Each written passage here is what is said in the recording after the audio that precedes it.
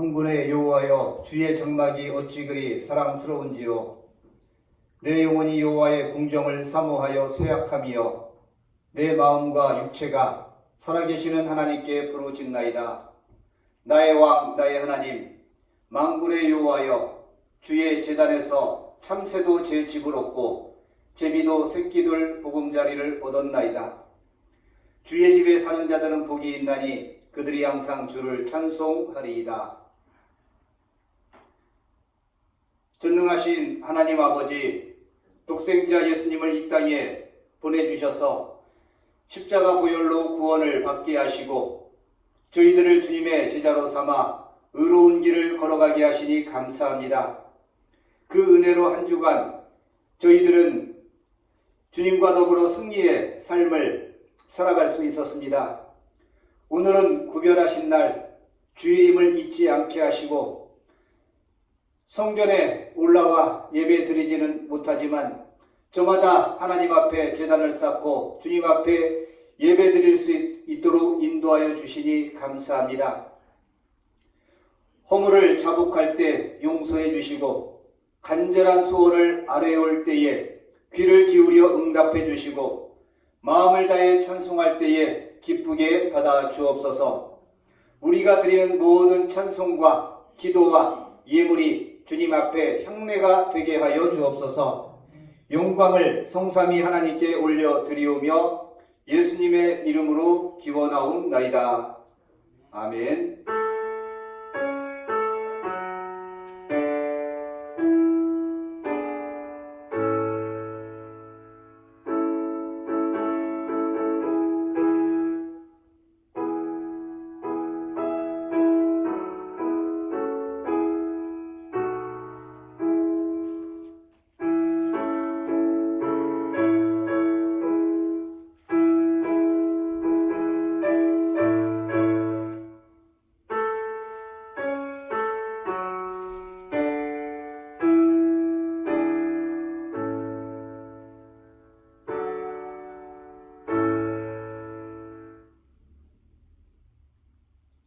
다같이 찬송가 14장 주 우리 하나님 찬양 드리겠습니다.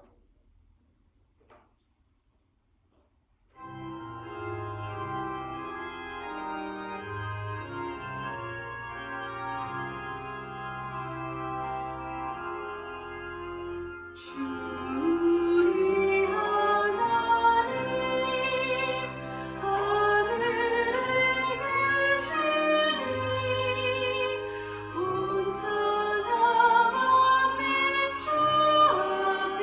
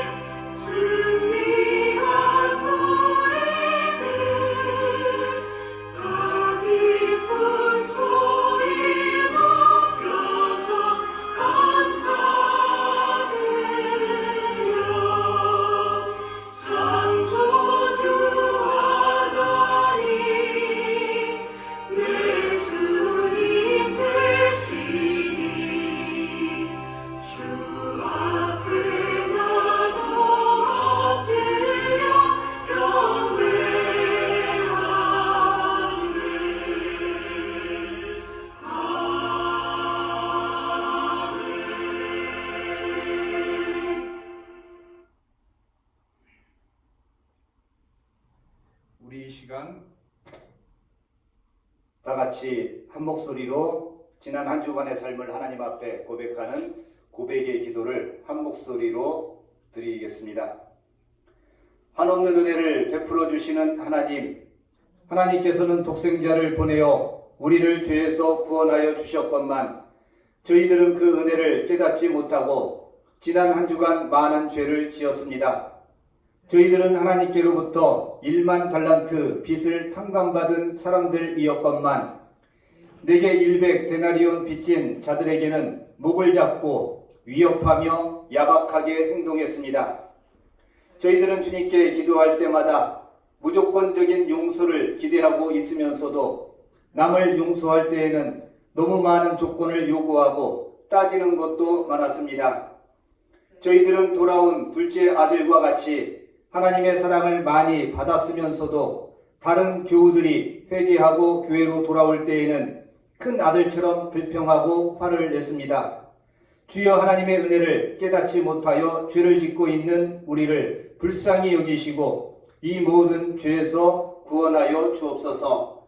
예수님의 이름으로 이 참회하는 기도를 드립니다. 아멘. 이어서 하나님과 나만이 하는 은밀한 죄를 침묵 가운데 계속해서 고백합니다.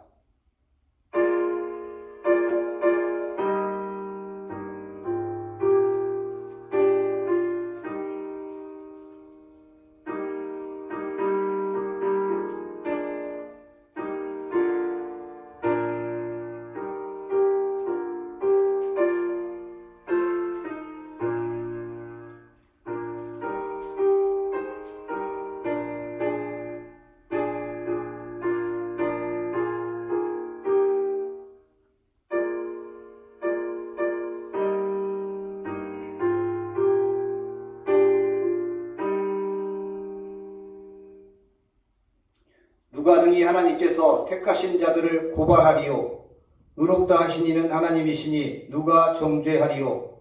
죽으실 뿐 아니라 다시 살아나신 이는 그리스도 예수시니 그는 하나님 우편에 계신 자시요 우리를 위하여 간구하시는 자시니라. 아멘. 다같이 찬송가 265장 주 십자가를 지심으로 다같이 찬양하겠습니다.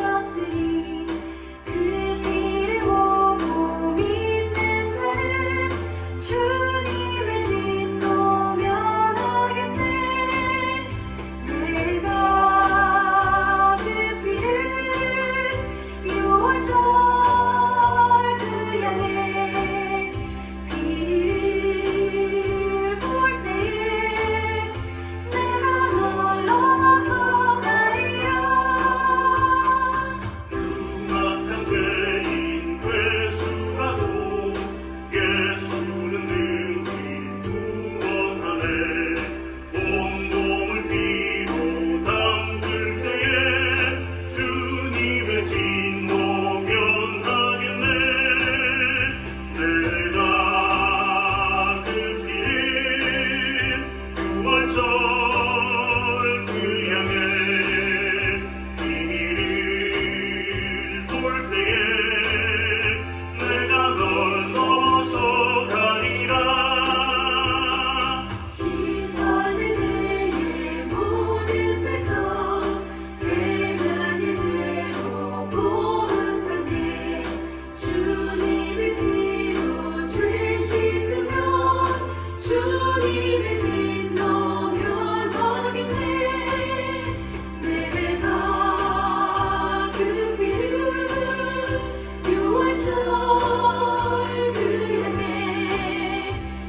길을 올 때에 내가 널 넘어서 가리라.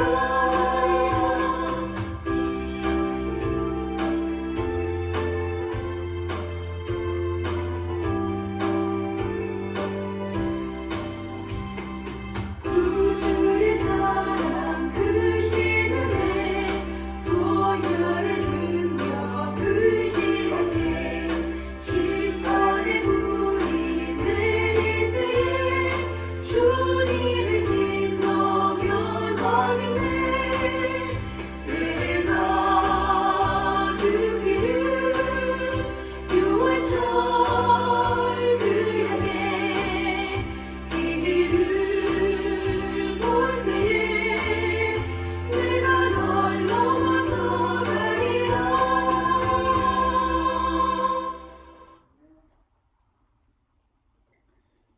하나님이 오늘 우리에게 주시는 말씀은 로마서 13장 8절에서 10절의 말씀입니다.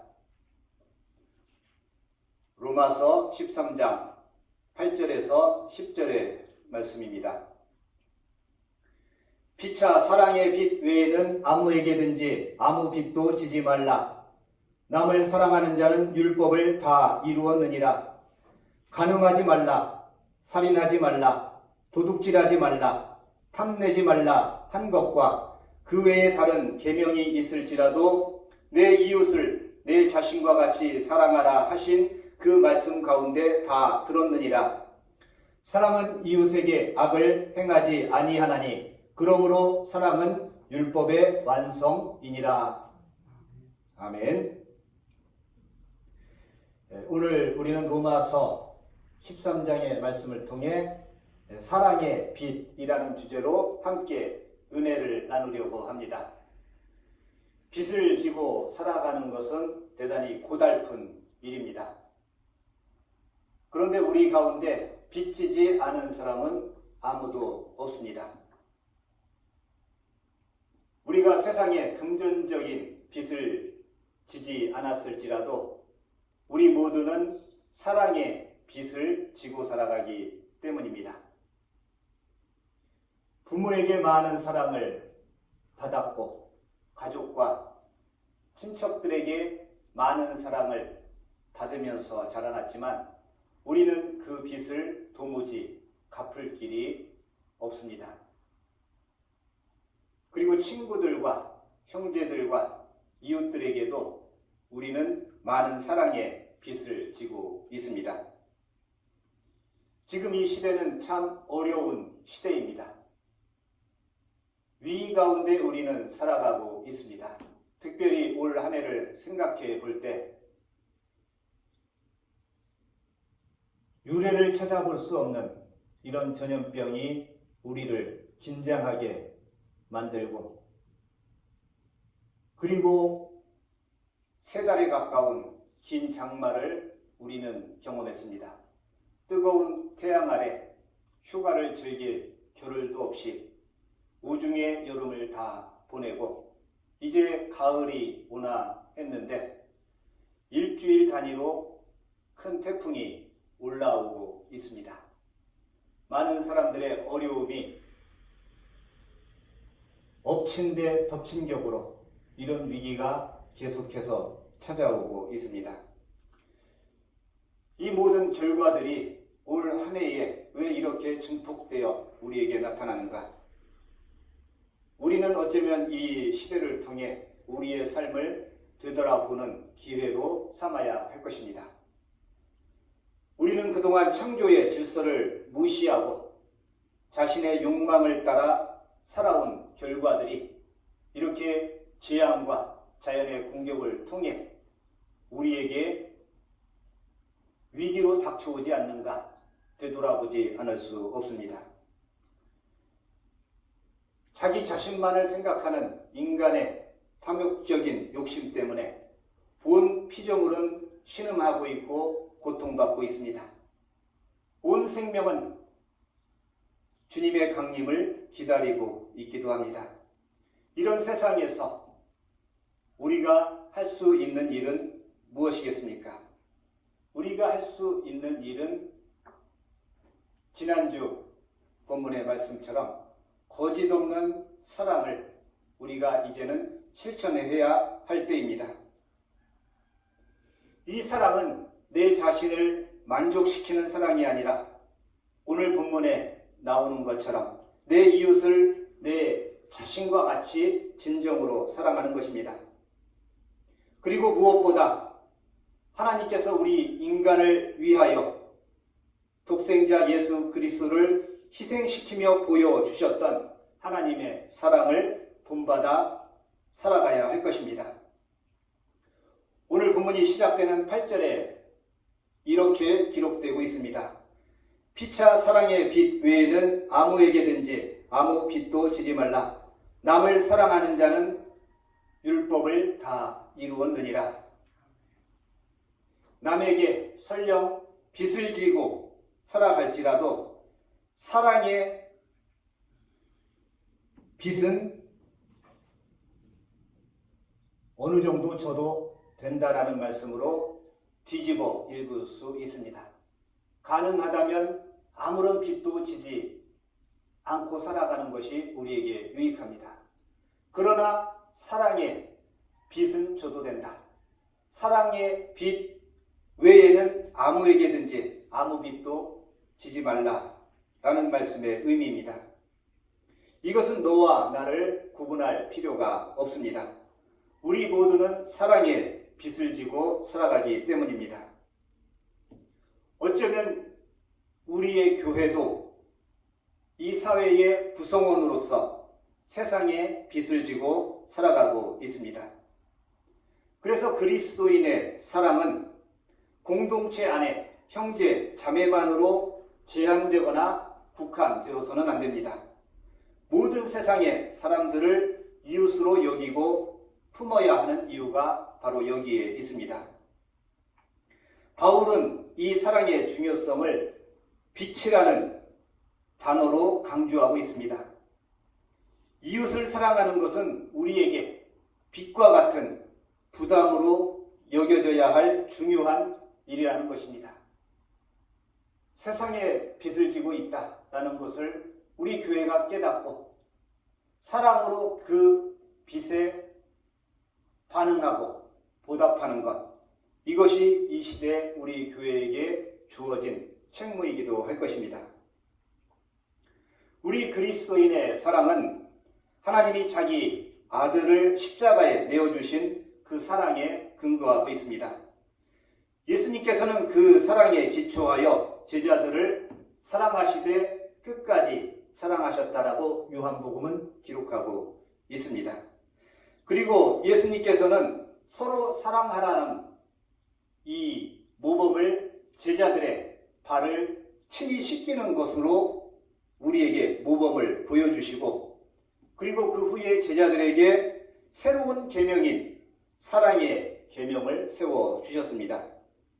이미 예수님께서는 마태복음 5장에서 그리스도인의 이웃사랑은 원수 사랑까지 확대되어야 한다라고 말씀하시기도 하셨습니다. 이렇게 사랑의 계명을 최고의 가치로 여기고 사랑을 실천하는 것을 최고의 목표로 내세우는 기독교가 공동체 안에서 서로 사랑하지 못한다는 것은 큰 모순이 아닐 수 없습니다.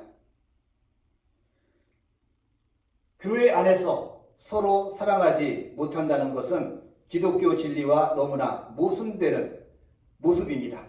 오늘 사도 바울은 본문의 말씀을 통해 피차 사랑하라, 서로 사랑하라 라고 말씀하고 있는데, 이 말씀은 오늘의 교회를 되돌아보게 하는 중요한 가르침입니다. 오늘날 기독교는 분열을 치유하고 사회를 통합하며 화해를 이루어가는 십자가 사랑의 정신을 구현해야 되는데, 오히려 이 사랑의 정신을 잃어버린 것처럼 보이기도 합니다.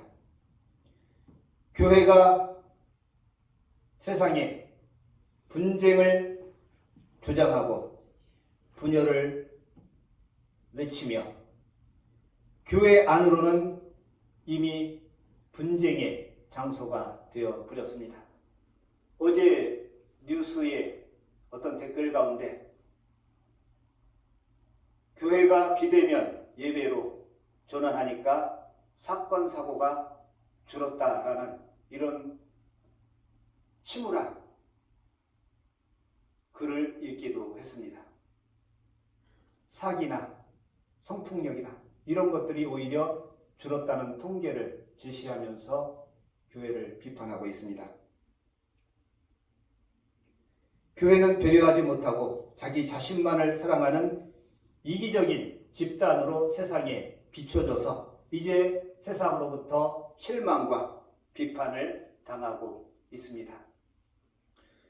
오늘날 기독교의 위기는 이렇게 예수 그리스도가 보여주시고 사도 바울이 가르쳐 주었던 기독교의 본질, 즉 사랑의 상실로 나타나는 위기라고 할 수 있습니다. 교인 수가 감소한다는 이야기는 이미 10년 전부터 시작된 이야기입니다. 아마 그 이전으로 거슬러 올라갈 수 있습니다. 왜 성도들이 교회를 떠납니까? 사랑을 이야기하면서 정작 내부에서는 사랑의 모습, 희생의 모습을 찾아볼 수 없기 때문에 실망하고 떠나는 성도들이 많이 있습니다. 우리가 읽었던 13장 다음에 나오는 14장의 이야기는 교회 안에서 음식을 먹는 문제로 강한 자들과 약한 자들이 서로 나뉘어 다툼이 있었다는 사실을 보도하고 있습니다.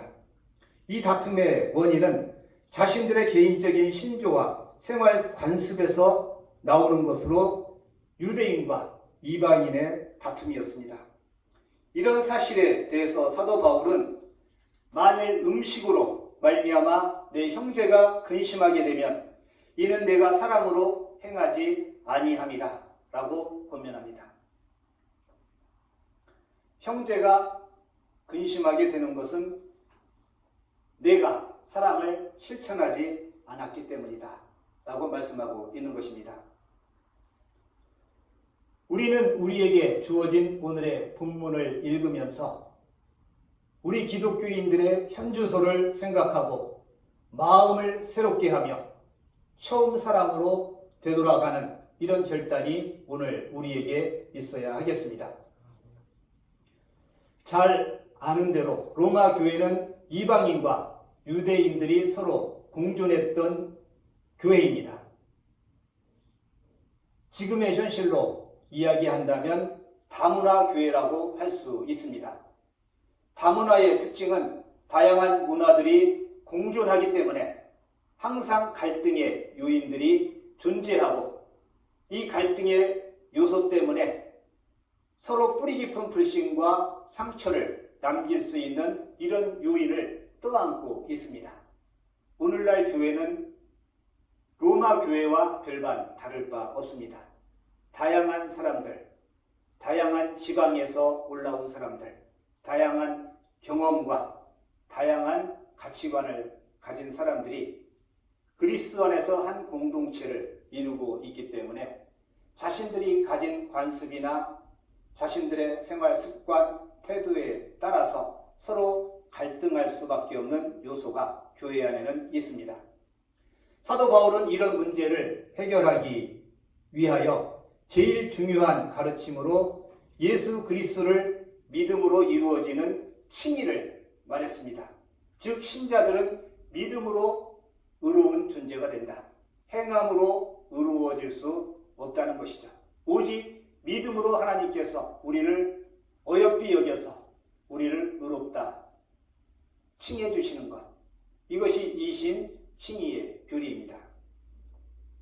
이렇게 믿음으로 의로워진 사람들은 참된 영적인 예배를 드리는 사람들이고 동시에 선과 사랑으로 타인에 대한 관용의 마음을 가질 수 있는 사람들입니다.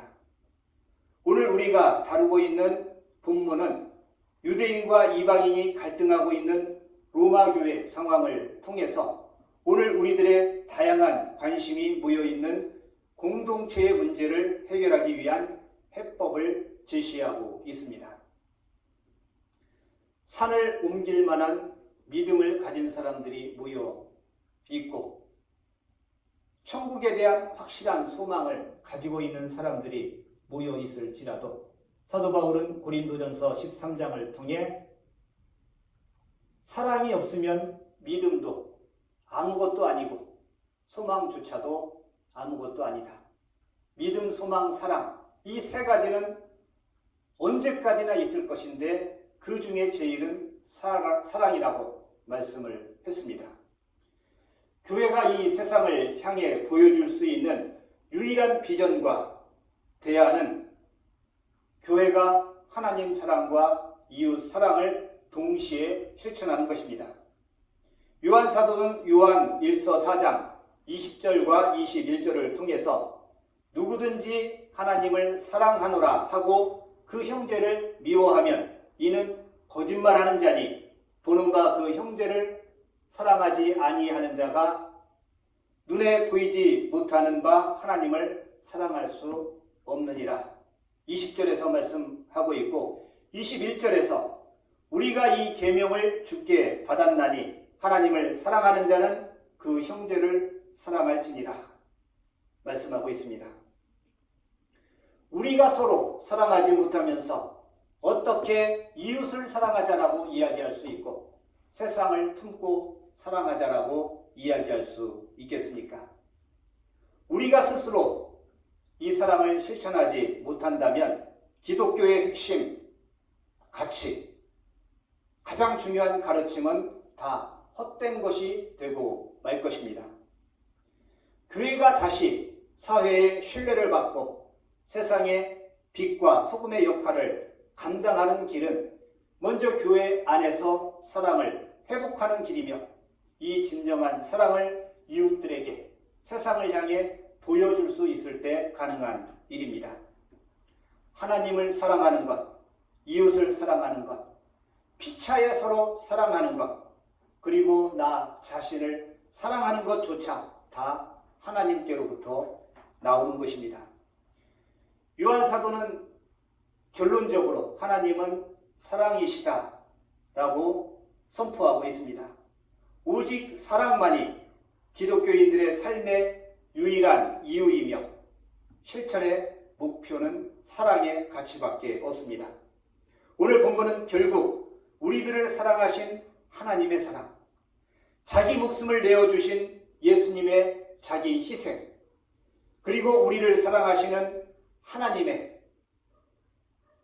다음없는 사랑에 힘입어 공동체 안에서 먼저 우리가 사랑을 실천하고 내 이웃과 지역을 향하여 사랑을 실천할 수 있는 길로 나아가는 것, 이것이 오늘날 교회가 나아가야 될 길, 오늘날 그리스도인들이 실천해야 될 가장 중요한 가치입니다. 우리가 안으로 형제를 서로 사랑할 수 있는 이 단계에 오르고 이 사랑에 근거하여 세상을 향해 당당하게 이웃을 사랑하자, 그리고 세상을 사랑하자, 그리고 그 사랑을 실천할 수 있는 성숙한 우리 그리스도인이 되기를 원하고 우리 서울 동산교회가 이 사랑을 실천하는 아름다운 이 시대의 건강한 공동체가 될 수 있기를 간절히 소원합니다. 다 같이 기도합니다. 사랑의 하나님 아버지, 감사합니다. 아무런 조건 없이 하나님은 우리를 사랑하셔서 아들을 이 땅에 보내주시고 그 아들은 이 땅에 오셔서 십자가의 희생으로 또한 우리를 향한 사랑을 보여주셨습니다. 우리는 사랑에 많은 빚을 지고 있음에도 불구하고 아무런 빚도 없는 사람처럼 당당하게 남의 목을 비틀며 살아가고 있지는 않은지 이 시간 우리의 삶을 되돌아봅니다. 우리는 정말로 많은 사랑을 받았습니다. 작은 사랑이라도 실천하며 살아갈 수 있도록 하나님 우리를 긍휼히 여겨주시고 우리를 도와주시옵소서. 예수님의 이름으로 기도드리옵나이다. 아멘. 우리 다 같이 결단의 찬양으로 찬송가 383장 찬양을 하겠습니다.